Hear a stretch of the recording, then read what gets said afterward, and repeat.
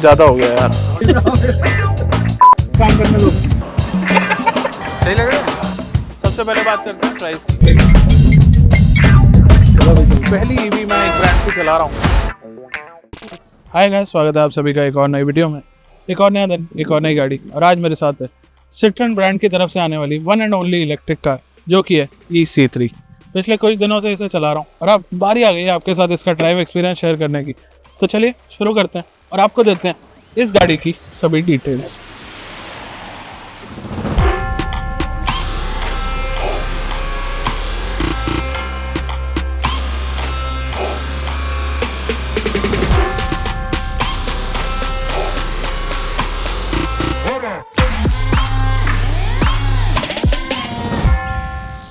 तो दोस्तों फाइनली एक हफ्ता हो चुका है इस गाड़ी को चलाते हुए और लगभग 400-500 किलोमीटर मैं इस गाड़ी को चला चुका हूँ। तो अब शेयर कर देते हैं वो सारी डिटेल्स जो आपके लिए जाननी जरूरी है एक गाड़ी को कंसिडर करने से पहले। इलेक्ट्रिक गाड़ियां कई चलाई हैं मैंने, पर सिट्रन की तरफ से आने वाली ये पहली इलेक्ट्रिक कार है और one and only electric car है इंडियन मार्केट के अंदर, और इसे मैं पहली ही बार चला रहा हूँ। सारी बातें आपके साथ शेयर कर देते हैं वन बाय वन। पहले बात करते हैं पावर की। तो 57 PS की पावर के साथ साथ 143 Nm का टॉर्क ये गाड़ी ऑफर करती है। तो पावर स्पेक्स सुनने में आपको भले ही कम लग रहे होंगे, लेकिन पावर डिलीवरी इस गाड़ी की काफी अच्छी रखी गई है। और ये जितनी भी entry level EVs Indian market में जॉन सीवी ब्रांड ऑफर करती है, ये सिटी के हिसाब से बनाई जाती है। तो इतनी पावर सिटी के लिए आपको एनफ लगने वाली है। और इस पावर को फर्दर डिवाइड किया गया दो मोड्स के अंदर, इको और स्टैंडर्ड। तो मेरी कैसी डिवीजन रहेगी इन दोनों मोड्स को लेके, तो इको मोड में डेफिनेटली गाड़ी थोड़ी सी स्लगिश लगती है, और अगर एक या दो लोग गाड़ी में चल रहे हैं, डेली आप अपना ऑफिस ट्रैवल कर रहे हैं, तो इको मोड आपके लिए ठीक रहेगा। अदरवाइज आपको क्या करना चाहिए, अगर आपकी गाड़ी फुल लोड के साथ चल रही है तो आपको स्टैंडर्ड मोड लगा लेना चाहिए, क्योंकि इन दोनों मोड्स में भी पावर का ठीक ठाक डिफरेंशिएशन। अब पावर के साथ साथ एक चीज और इम्पोर्टेंट होती है, जो कि होती है ब्रेकिंग, और ब्रेकिंग इस गाड़ी की एकदम स्पॉट ऑन रखी गई है। उसके अलावा एक और कॉन्टैक्ट पैच आता है आपका, ये स्टीयरिंग। तो स्टीयरिंग के अंदर लेदर रैपिंग करी गई है। एडजस्टमेंट भले ही इसके अंदर टेलीस्कोपिक नहीं है, लेकिन स्टीयरिंग का रिस्पॉन्स सिटी के हिसाब से एकदम परफेक्ट है। गाड़ी की डायमेंशन भी कोई बहुत बड़ी नहीं है। पार्किंग कैमरा, पार्किंग सेंसर्स दे दिए गए हैं। तो अगर आप इसे as a city car consider करते हैं, तो मेरे हिसाब से ये आपके लिए काफी अच्छा और काफी प्रैक्टिकल ऑप्शन निकल के आएगा, क्योंकि सब 4 मीटर सेगमेंट की ये गाड़ी है, और सब 4 मीटर सेगमेंट की कार्स एकदम परफेक्ट रहती हैं सिटी के लिए, क्योंकि उनमें स्पेस भी आपको ठीक ठाक देखने को मिल जाती है, फीचर्स भी सही देखने को मिल जाते हैं, प्राइस भी सही रहता है, और पावर वगैरह तो गाड़ी टू गाड़ी वेरी करती है। इसके अलावा नेक्स्ट पार्ट की तरफ चलें तो अब ईवी स्पेसिफिक एस्पेक्ट्स की तरफ आ जाते हैं। अब ईवी स्पेसिफिक एस्पेक्ट्स में सबसे इंपॉर्टेंट एस्पेक्ट है रेंज, और इस गाड़ी का रेंज क्लेम है 246 किलोमीटर। और यहाँ पे इस गाड़ी ने मेरे को काफी ज्यादा सरप्राइज कर दिया, क्योंकि जितनी रेंज ये क्लेम कर रहे हैं, लगभग उतनी ही रेंज मैंने इस गाड़ी से निकाल ली है। जैसा कि मैंने आपको बताया कि 400-500 किलोमीटर इस गाड़ी को चला चुका हूँ, और इस 400-500 किलोमीटर चलाने में मैंने सिर्फ एक बार इस गाड़ी को चार्ज करा। तो आप खुद देख सकते हैं कि रियल लाइफ में क्या रेंज निकल के आ रही है। ओवरऑल रेंज से मैं सेटिस्फाइड हूँ, और इस चीज से ज्यादा सेटिस्फाइड हूँ कि एटलीस्ट क्लेम के करीब रहती है ये गाड़ी। ऐसा नहीं है कि क्लेम कुछ कर दिया, अब उसमें से 50% रेंज आ रही है या 60% रेंज आ रही है, ऐसा इस ब्रांड के साथ नहीं है। और ये वाला फैक्ट वहां पे भी चेक हो गया था जब सिट्रन इस गाड़ी को हैचबैक बुलाता है, एसयूवी नहीं। जैसे इस ईवी को ड्राइव करने के लिए चार्ज करना जरूरी है, ऐसे ही इस गर्मी में खुद को भी चार्ज रखना बहुत ज्यादा जरूरी है। तो मेरे पास आज एक है स्पेशल ड्रिंक, मॉकटेल है हिमालयन चार्ज।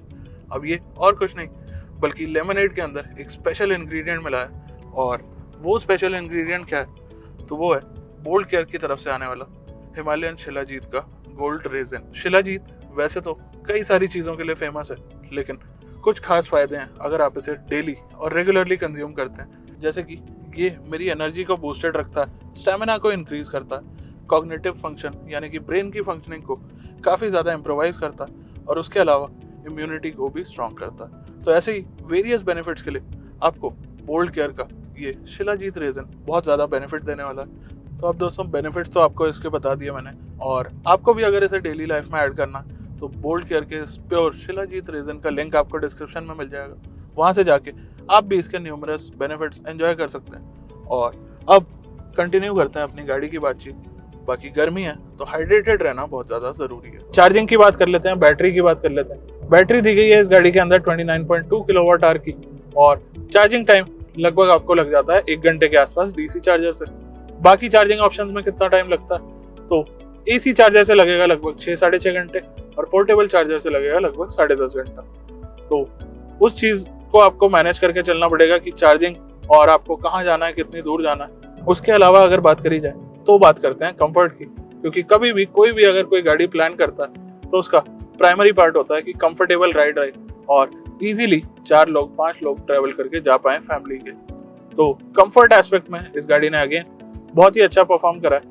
ईवी से जनरली मैं बहुत ज्यादा खुश नहीं रहता हूँ कंफर्ट को लेके, लेकिन इस गाड़ी का सस्पेंशन सेटअप काफी वेल मैनेज किया गया है। बैटरी भले ही फ्लोर बोर्ड में लगाई गई हो, लेकिन पेट्रोल वाली C3 भी चला रखी है मैंने, उसके आसपास का कंफर्ट आपको देखने को मिल जाता है। और ऐसा नहीं है कि ईवी होने की वजह से कंफर्ट में कहीं डिप आ गया हो।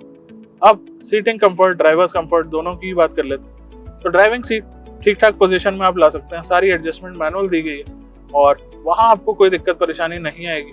लेकिन ईवी वाला एस्पेक्ट बैक सीट पे आपको थोड़ा बहुत देखने को मिल जाएगा, क्योंकि बैक सीट पे अंडर थाई सपोर्ट थोड़ी सी कम लगेगी, क्योंकि फ्लोर बोर्ड थोड़ा सा हाई रखा गया है। उसके अलावा अगर बात करते हैं, अब इस गाड़ी की हैंडलिंग सही रखी गई है, क्योंकि सस्पेंशन कंफर्ट के हिसाब से ट्यून्ड है और जितनी पावर फिगर्स, जितनी पावर ऑन रोड मिल रही है आपको, उतनी पावर एनफ है इस हैंडलिंग के हिसाब से।